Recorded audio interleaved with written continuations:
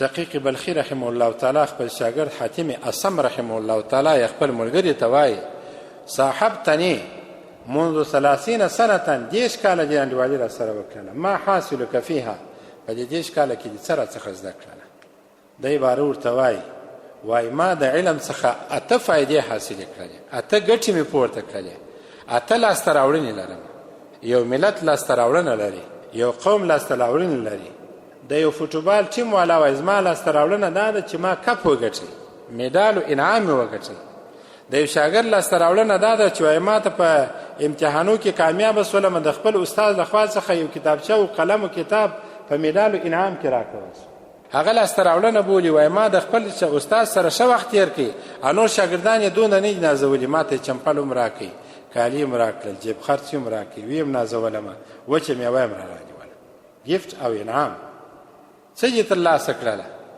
تاسو په د خپل دغه دیني مرکز کې څه ترلاسه کړله او څه مو زده کړله ټولو ته وایم.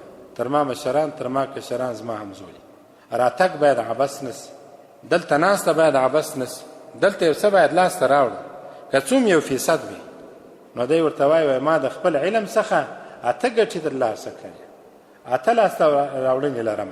او بیا ورته وایي د شاګرد حاتم اصم د ملګری امام شقیق بلخی رحمه الله تعالی ته وایي امام غزالی صاحب خپل شاګرد ته دا قصه کوي وایي ګوره پلانکي شاګرد د پلانکي استاد څخه علم حاصل کوي 10 کاله یې ورسره تېر کړله د خپل علم څخه 8 ګټې لاسته راوړلې.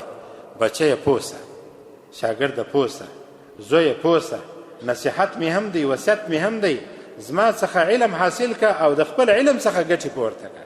په خپل علم د انسانانو په منځ کې وځلیږي. ستا علم او ستا تقوا د انسانانو تر مابینځ باید مشهوره وي.